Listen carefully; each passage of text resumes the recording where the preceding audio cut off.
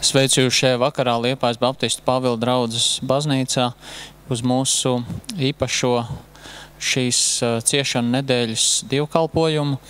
Mēs atceramies to, kam Kristus gāja cauri, un ne tikai vēsturiski, bet skatāmies uz to, kādā veidā tas, kam viņš gāja cauri, attiecas uz mūsu dzīvi. Un es ceru, ka šajā vakarā mēs varētu arī tieši par kādām lietām domāt ļoti konkrēti. Pielūksim Dievu. Kungs, mēs esam Tavā priekšā tā visa dēļ, ko Tu esi darījis mūsu labā. Ne mūsu nopelnu dēļ, ne mūsu labuma dēļ, ne tādēļ, ka mēs būtu kaut ko pelnījuši vai kaut kādā veidā ietekmējuši Tevi, bet tāpēc, ka Tu taisns būdams, taisno to, kas tic Tavam dēlam. Mēs pateicamies, ka sava lielā vārda dēļ Tu sūtīji savu dēlu, un mēs esam varējuši no Tavas žēlastības ticēt viņam un iemantot dzīvību. Mēs lūdzam svētījumu šajā vakarā, ka mēs kā draudze sanākuši kopā Tavā vārdā varam pārdomāt to, ko Tu esi mācījis uz šīs zemes staigādams, Jēzu, un ka mēs varētu savu dzīvi pieskaņot Tev, lai patiesi tas, ko Tu izdarīji pie krusta, atrod savu dzīvu, patiesu praktiski izpausmu mūsu dzīvē. To ļoti lūdzam Tev. Tava vārda dēļ. Āmen.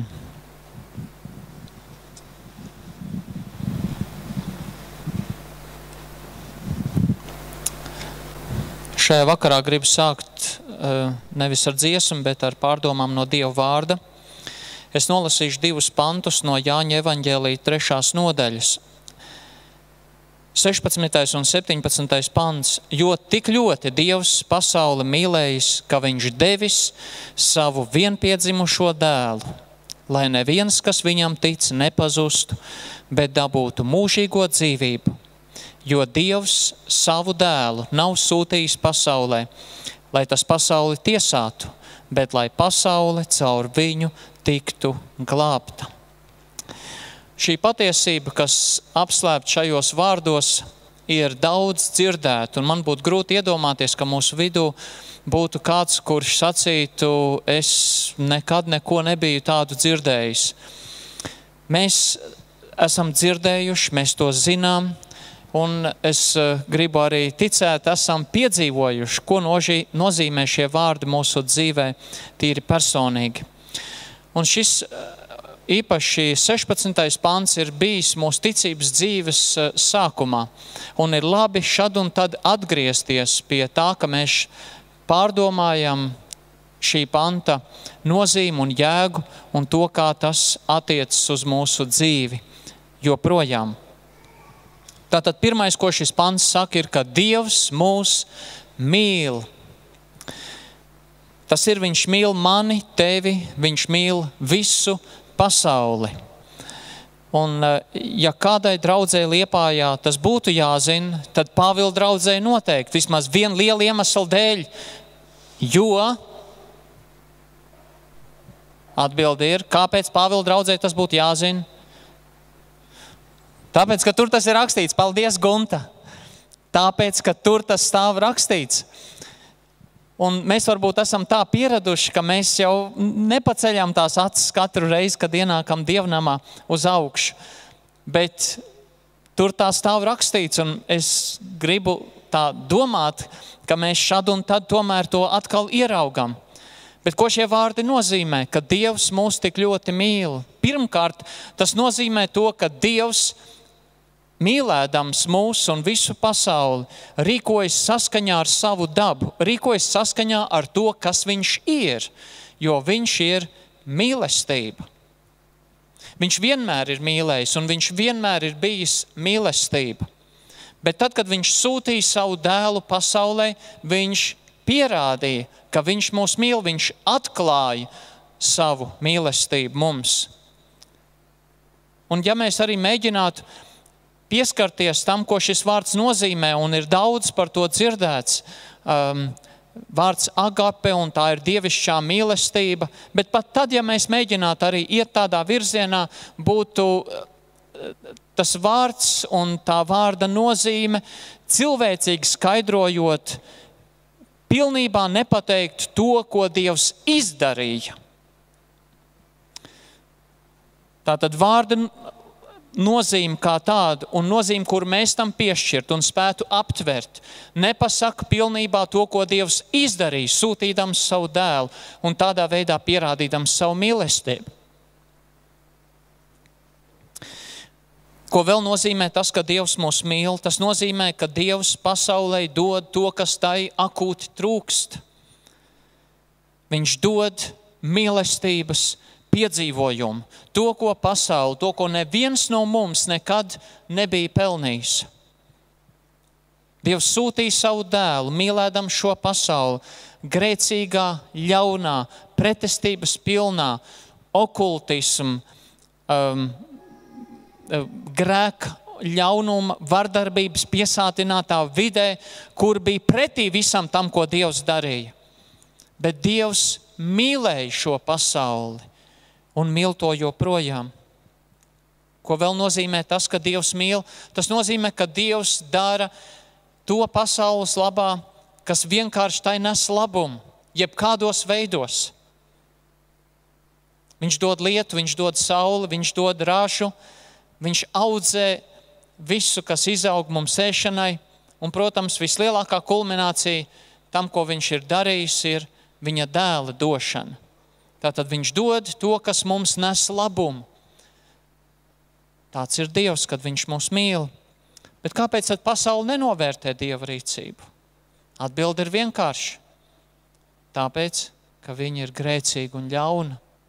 Tāpēc nenovērtē. Kāpēc pasaule kādreiz nenovērtē draudzes un kristiešu rīcību pasaules labā? Atbilde būtu it kā vienkārši tāpēc, ka viņi netic Dievam, tāpēc, ka viņi ir grēcīgi un ļauni. Paldies tiem, kas atsaucās un palīdzēja. Es šajā lieldienu laikā pirms šī laika, kādas dienas atpakaļ, veids kopā ar dažu citu palīdzību tādu aptauju par to, ko cilvēki saka, gan par lieldienām, gan par to, kā viņi redz, ko viņi vēlētos kristīgā draudzē saņemt, gan arī par to, kāpēc cilvēki neiet baznīcā vai uz kristīgu draudzi. Un interesanti bija vērot atbildes. Es tikai divas no tām gribu salīdzinājumam iedot. Tad, kad kristiešiem un nekristiešiem uzstāda jautājumu, ko jūs vēlētos saņemt kristīgā draudzē, ja jūs kādu apmeklētu? Kristieši, protams, apmeklē. Tad atbildes ir stipri vienādas. Gan kristiešiem, gan nekristiešiem. Mēs gribētu saņemt mīlestību. Mēs gribētu, ka mūs saprot, ka mūs pieņem, ka tur ir tādas labas un mīļas attiecības. Tam līdzīgas atbildes. Un gan kristieši, gan nekristieši atbild vienādi. Bet tad, kad uzstāda jautājumu, kāpēc tavuprāt lielākā daļa liepājnieku neiet baznīcā, tad ļoti krasi atšķīrās kristiešu un nekristiešu atbildes. Kristiešu atbildes ir diezgan vienkārši. Tāpēc, ka viņi netic. Tāpēc viņi neiet baznīcā. Aptuveni, jā, tā. Un nekristiešu atbildes bija apmēram tādas. Mums nekas nebūtu pret Kristu, bet mums pret baznīcu gan ir savu iebildumu. Mēs esam vīlušies. Mēs esam vīlušies cilvēkos, kas sauc sev par kristiešiem, vadītājos un baznīcā. Tur tās atbildes krasi atšķirās. Un ja mēs jautātu, kāpēc cilvēki nepieņem dievišķo mīlestību, tad, protams, mums kā kristiešiem ir gatava atbilde. Viņi ir grēcinieki un taisnība. Bet kā mēs redzēsim, un es ceru, mēs varēsim to redzēt šajā vakarā, mēs nonāksim līdz 17. pantam un tā ietekme uz to, ko tas nozīmē saistībā ar 16. pantu. Mēs esam līdz atbildīgi par to. Mēs esam līdz atbildīgi par to, vai cilvēki pieņem vai nepieņem Dieva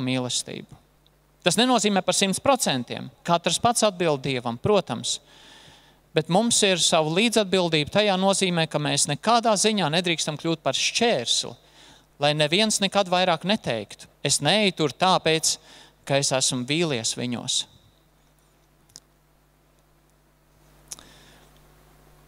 Var likties, vai tiešām Dievs tik ļoti mīl pasauli? Kā tad ar visām tām katastrofām un kariem un problēmām un to, ka mirst nevainīgi cilvēki, jo īpaši bērni? Protams, ir jautājumi, kurus mēs nevaram atbildēt. Taču skatoties 1. Mūzes grāmatā, mēs redzam, ka šī pasaule ir zem lāsta. Cilvēka grēka dēļ. Cilvēka grēka dēļ. Un tas kaut nedaudz, kaut arī tiešā veidā mēs nevaram redzēt sakarības starp dabas katastrofām un tām, kas notiek šodien, un ka kāds cilvēks būtu konkrētu grēku izdarījis, tāpēc tajā brīdī, kāpēc tā katastrofa tur radās, nevienmēr ir šīs sakarības atrodams, pārsvarā gadījumos nē, taču skatoties Bībeles lapusēs, mēs redzam, ka tas notiek cilvēka grēka dēļ vienalga. Daudz cilvēki, neskatoties uz to, ka viņi arī visu nespēja izskaidrot un pat nemeklē visam izskaidrojums, viņi tomēr atzīst, ka Dievs kaut kur viņa dzīvē ir stāvējis klāt. Un es esmu dzirdējis, es pieņemu, jūs esat bieži dzirdējuši, ka cilvēki saka, kāds tur augšā mani mīl, kāds par mani tomēr te iestājās un man palīdzēja. Un viņi tajā brīdī vēl neapjauš to, par ko viņi runā. Bet cilvēkiem ir kaut kur tā nojaut, ka ir kaut kas vairāk. Bībele saka, ka Dievs mīl šo pasauli. Viņš ir ļoti ieinteresēts mūsu labklājībā, visā, kas mēs esam, jo viņš mūs tādus ir radījis kā vienotu veselu. Un šis pants tālāk saka, ka Dievs mīlēdams šo pasauli, ko tad viņš darīja? Viņš deva savu vienpiedzimušo dēlu. Dievs sūtīja savu dēlu, Jēzu Kristu, dzimuši no jaunavas Marijas, lai viņš, būdams patiesa Dievs un patiesa cilvēks, pilnīgi bezgrēcīgs, reizē arī ielikts grēcīgā, savtīgu, ļaunu cilvēku vidē, atdot savu dzīvību par visas cilvēces grēkiem. Dievs deva pats savu vienīgo dēlu. Jēzus pēc savas dievišķās dabas nav mazāks par Dievu. Dievs deva to, kas bija Dievs pie viņa paša, pēc Jāņa evaņģēlija 1. nodaļas. Un tad, kad Dievs deva savu dēlu par mums, viņš deva sevi, viņš deva Dievu par mums. Tā ir liela Dieva mīlestība, ka viņš pats sevi deva par mums. Tāpēc arī šis pants saka, ka tas ir tas veids, kā Dievs mūs mīl, proti atdodams savu dēlu par mums. Dievs ļoti mīlēja šo pasauli. Un šeit ir sacīts, jo tik ļoti Dievs pasauli mīlējis, ka viņš devis savu dēlu.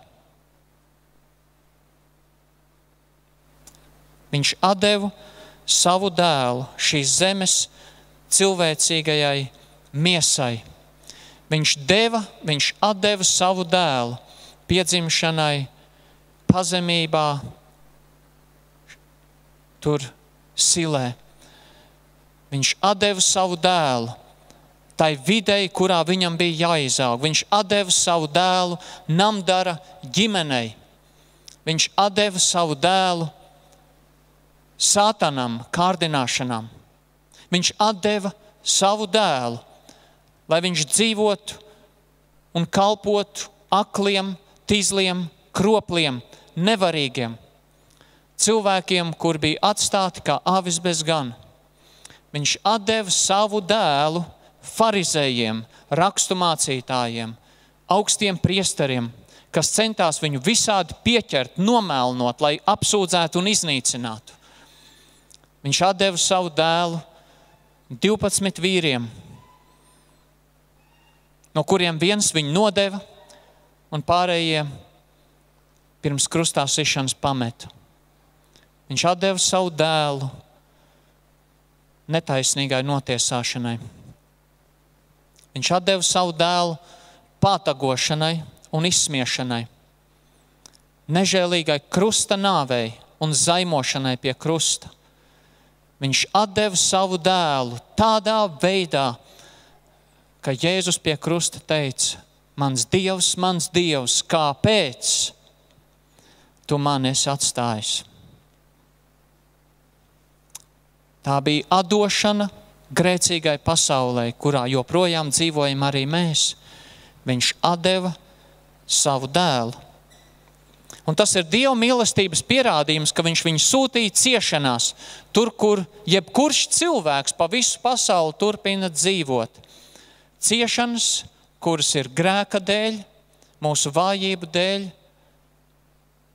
bailes, kurās cilvēki dzīvo, jo viņi baidās no nāves bez Kristus.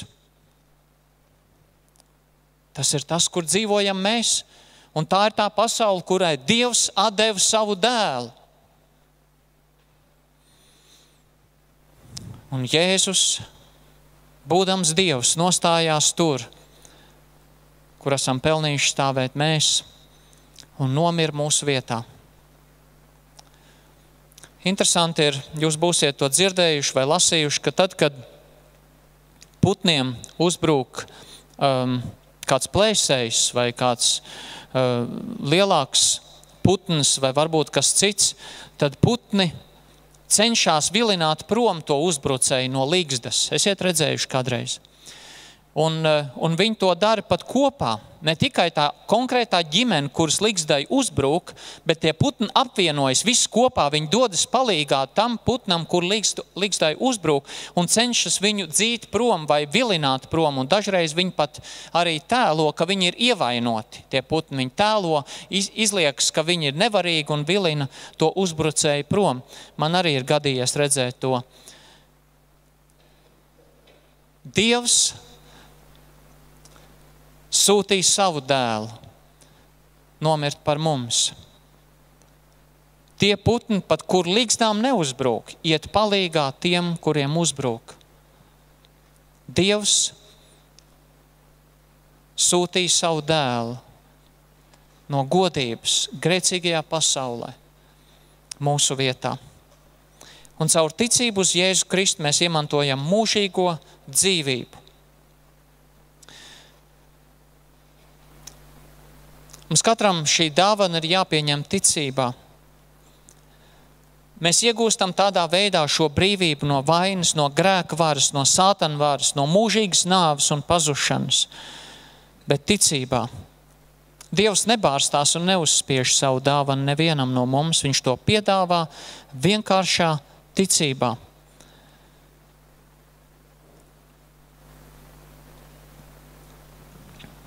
Kāpēc Dievs tā dara?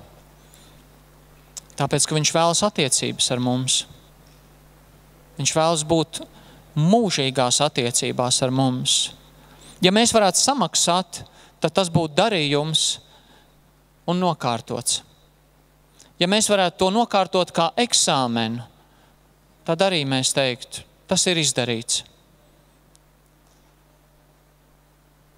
Bet tā ir ticība, kur iesākas, bet kurai ir jāturpinās līdz brīdim, kad mēs aiziesim. Tas nozīmē, tās ir attiecības. Dievam svarīgāk par to, ko viņš mums dod, par to ieguvumu, ir tas, ka viņš mums iedod pats sevi. Un mēs nedrīkstam nekad to sajaukt. Viņš mums iedod pats sevi, lai mēs būtu mūžīgi atkarīgi no viņa. Jo bez viņa mēs esam nelaimīgi. Kopā ar viņu mēs esam laimīgi. Mūs nepadara laimīgus tās mantas, tās lietas, ko Dievs dod. Mūs padara laimīgus devējs. Jo bez viņa mēs tā neko nedabūtu. Jūs esat redzējuši, kā uzvedas bērni, kad viņiem ir dzimšanas diena vai Ziemassvētki. Viņi saņem skaistas dāvanas, īpaši mazākie bērni. Viņi saņem skaistas dāvanas, viņi ir laimīgi ar tām dāvanām. Un tad tai vakarā pienāk brīdis, kad viņi ir atkal noguruši. Un ko tad viņa meklē? Vai viņa meklē dāvanu vai dāvinātāju? Viņa meklē dāvinātāju. Viņa meklē mammu, lai varētu kopā ar mammu aizmigt. Vai nu klēpī, vai turot mammas roku, vai citādi. Es runāju par maziem bērniem. Lielāks izaug, viņš kļūst bušs tā kā neatkarīgāks. Bet tas liecina par to bērnišķīgumu, par to vienkāršību. Un tas ir tas, kā Dievs grib redzēt mūsu attiecības ar viņu. Viņš grib, ka mēs pastāvīgi atgriežamies pie viņa un esam visu laiku kopā ar viņu. Mums ticībā ir jāpaļaujas uz viņu. Tā nav tikai intelektuāla ticība, ka es zinu kaut ko par viņu. Tā nav problēma un apstākļu ticība, kad es lūdzu viņu izmisīgi tad, kad esmu briesmās. Tā ir ticība, kurā es atzīstu savu bezspēcību, kurā es saprotu, ja es to nedarīšu un nedarīšu pastāvīgi no šīs dienas uz priekšu, ar mani ir cauri. Tā ir paļāvība uz viņu. Un viņš ir tas, kurš man uzdāvina Kristus taisnību un perfektumu kā dāvanu. Es to varu saņemt ticībā un ar to turpināt dzīvot, ka viņš man ir attaisnojis. Un caur savu svēto garu viņš Kristus dabu manī veido visu atlikušo mūžu. Tā ir žēlastība. Jo tik ļoti Dievs pasauli mīlējis, ka viņš devis savu vienpiedzimušo dēlu, lai neviens no mums, kas viņam ticam, nepazustu, bet dabūtu mūžīgo dzīvību. Un tad ir komats, jo Dievs savu dēlu nav sūtījis pasaulē, lai tas pasauli tiesātu, bet lai pasauli caur viņu tiktu glābta. Tas nozīmē, ka Dievs nesūtīja savu dēlu Jēzu, lai kaut kādā veidā mēs, viņa draudzi, kas viņam jau ticam, vai viņa vārds, vai tā pieminēšana, vai vārda lasīšana, vai svētrunu sludināšana, vai jebkas cits par viņu, vai pat liecināšana par viņu, kļūt par kādu tiesājošu spriedumu pasaulē. Tāpēc viņš nesūtīja savu dēlu. Nē. Dievs sūtīja Jēzu, lai cilvēki vienkāršā, bezspēcīgā paļāvībā, jeb uzticībā viņam tiktu glābti. –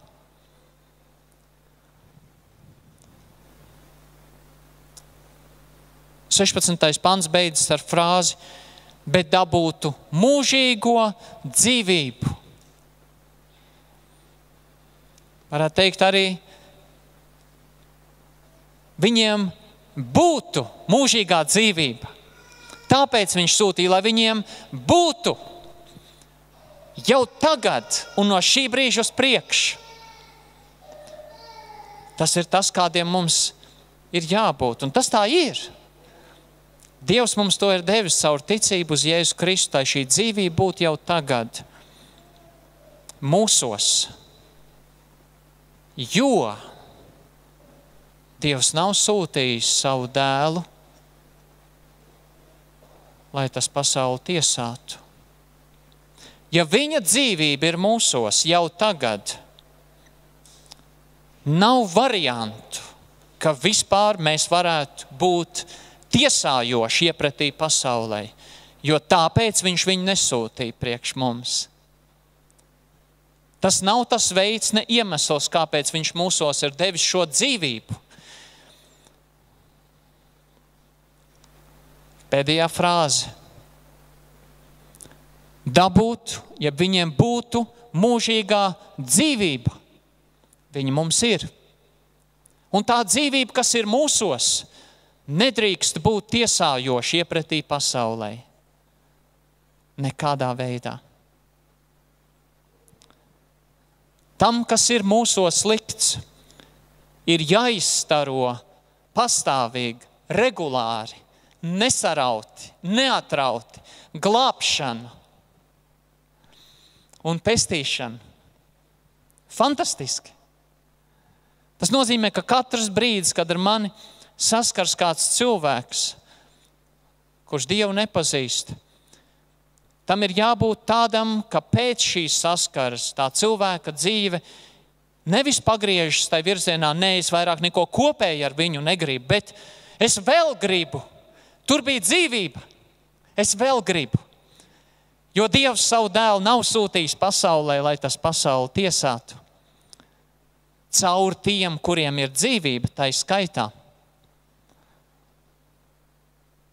Bet lai viņi tik glābti. Jā, cilvēki ir piedzīvojuši tiesājošu attieksmi. Tas nav tas pats, kā runāt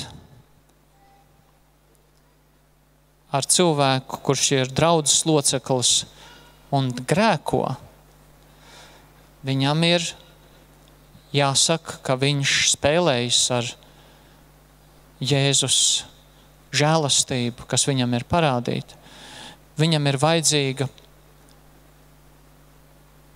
ja vajadzīgs atbalsts vai pamācība vai brīdinājums, vienalga, par kādā veidā Bībele to rāda, lai viņš atgrieztos no sava grēka. Bet mums kā liecībai pasaulē ir jāapliecina to, kāds bija Kristus. Kāds bija Kristus? Jāņa evaņģēlijas 13. nodaļa saka, viņš parādīja savu mīlestību līdz galam. Tajā nodaļā dominē Jūda. Viņš parādīja savu mīlestību līdz galam Jūdam.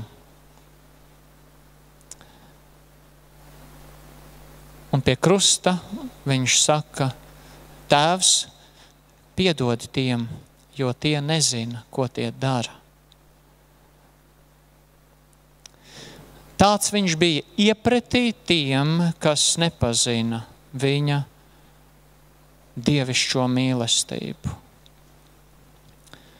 Es apzinos jūs un Dievu priekšā, ka es tāds neesmu varējis būt pret pasauli. Es pieļauju, ka jūs arī varbūt savā dzīvē ieraugat un atceraties brīžus, kad jūs neesat spējuši tādu būt. Trešdienas vakar lūkšanas svētbrīdī mūsu teksts bija no Mateja evaņģēlijas 7. nodaļas, 1-5 panti. Netiesājiet, lai jūs netaptu tiesāti. Nespriediet par citiem. Un atkal runa nav par to, ka tu nenāc palīgā tam, kur dzīvē ir grēks. Runa ir par to, lai tu netiesātu. Jēzus pats to nekad nedarīja. Mums ir jāpārstāj. Tas vārds tur nozīmē pārstāj tiesāt. Pārstāj, jo viss to dara. Mēs visu to darām. Pārstāj. Tas ir tas ceļš ārā no tā. Ieraugi, pārstāj, paskaties spogulī. Tev pašam ir baļķis acī. Otrkārt, kas mums ir jādara, mums ir jāpiedod. Tas ir tas, ko Kristus darīja līdz pēdējam brīdim. Viņa zemes dzīve iepretī neticīgajai pasaulē nebija citādi kā piedošanas dzīve. Sieva, kur ir tie? Vai neviens nav tevi pazudinājis? Neviens. Ej, es arī tevi nepazudinu. Ej un negrēko vairs. Tā arī citur. Piedod viņiem. Piedod un mīli, lai Dievs mums palīdz to darīt. Un es beidzot aizlūdzu par viņiem. Aizlūdzu par viņiem. Ja šīs lietas mēs darīsim, ja mēs pārstāsim būt tiesājoši, jo tāds nebija Jēzus, ja mēs piedosim, jo tāds bija Jēzus, un ja mēs aizlūksim, jo tāds bija Jēzus, tad es ceru arī šie vārdi no 17. panta mūsu dzīvē piepildīsies, jo viņš nav sūtījis savu dēlu pasaulē, lai tas pasauli tiesātu. Tā skaitā caur tiem, kas to dzīvību jau ir saņēmuši, bet lai pasauli caur viņu tiktu glābta. Šai vakarā mēs pieminam Kristus upuri. Tā bija mums neaptverama mīlestība, ar kādu Dievs mīlēja pasauli, to netiesādams. Viņš to būtu varējis iznīcināt. Atcerieties, kā Dievs sacīja Mozum vienreiz un otrais un atkal. Viņš teica, atkāpies, es gribu iznīcināt šos ļaudis. Viņi ir grēcīgi. Dievs varētu iznīcināt visu pasauli to grēku dēļ, kādos ir pasauli. Bet Dievs mīl tos, kas ir tik šausmīgi un ļauni. Un sūta pats sevi, savu dēlu, kas mirst par viņiem. Lai Dievs dod, ka mēs izvērtētu sevi, savu motivāciju, savai kristīgajai praksei, dzīvei un visam, ko darām, lai mēs kļūstam mīloši un vēlreiz mīloši. Mēs nespēsim pārspēt Dievu viņa mīlestības paraugā. Lūksim Dievu. Kungs Jēzu, mēs nākam tavā priekšā.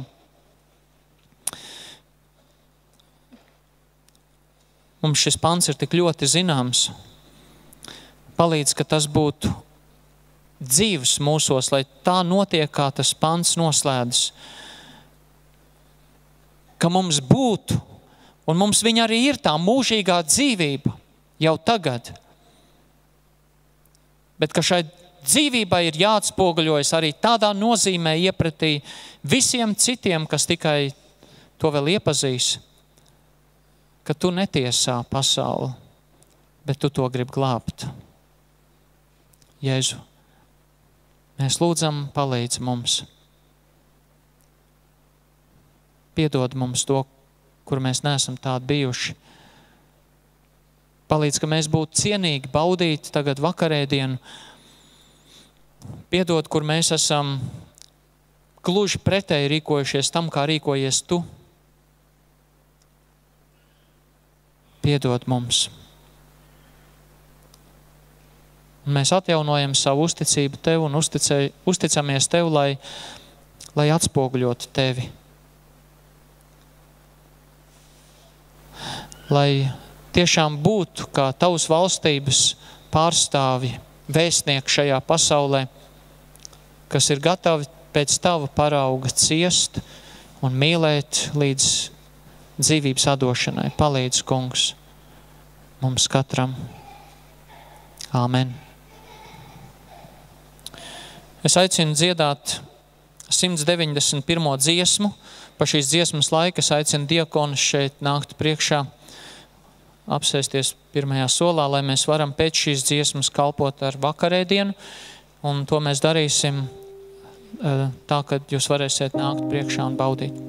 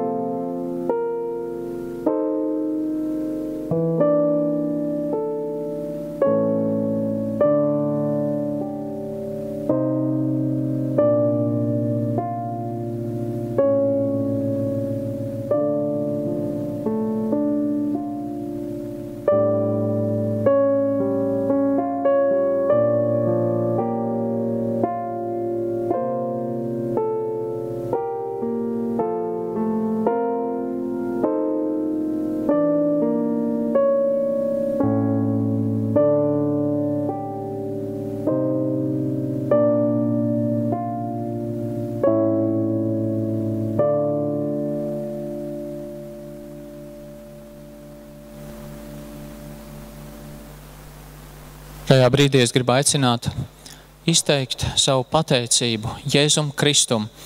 Un gribu aicināt to darīt vairākus atklātās lūkšanās, tā kā mēs esam pietiekoši daudz, nelūksim gari, bet īsā pateicībā pateiksim katrs, kurš to vēlētos atklāt skaļi darīt. Lūdzu, to darīsim šajā brīdī, un tad es noslēgšu kopīgās lūkšanas.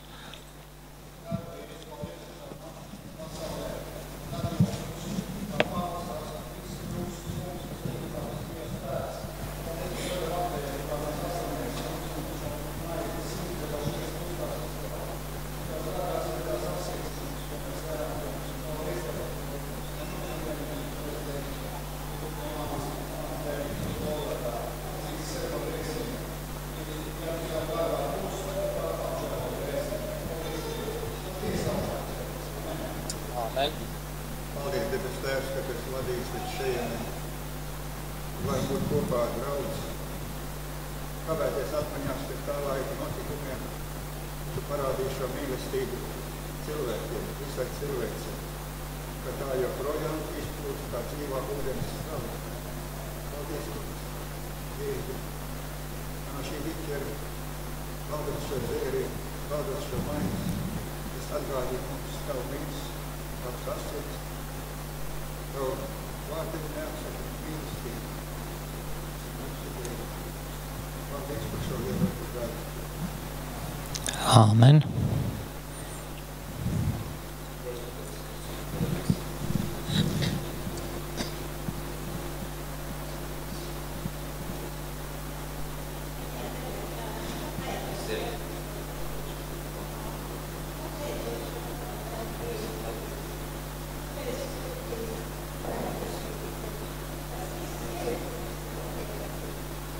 Āmen.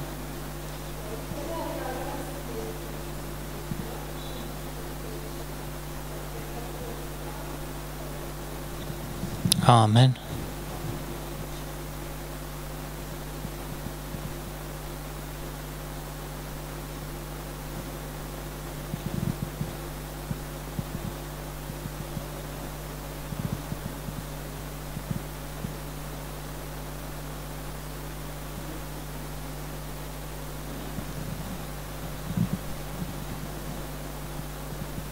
Āmen. Jēzu, paldies Tev par to, ko Tu esi izdarījis. Un mēs paļaujamies uz Tavu nopelnu, mums nav citas iespējas.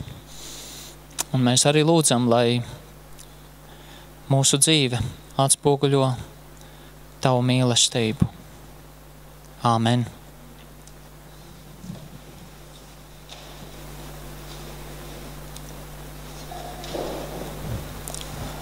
Ziņojam pavisam īsi. Rīt dievkalpojums 11. Lielās piekdienas dievkalpojums. Jauniešiem arī lieldienu notikumu apskats 5:30 vakarā. Vai būs arī rīt? Nebūs. Andrejs Detkovs nevadīs rītā nodarbību Lielajā piekdienā. Tad svētdien 7:00 no rīta agrais Kristus augšām celšanās svētku dievkalpojums un 11:00 dienas dievkalpojums. Tā kā nāksim paši, aicināsim citus un lai Dievs mūs visus arī svētī šajā laikā un aizlūksim viens par otru.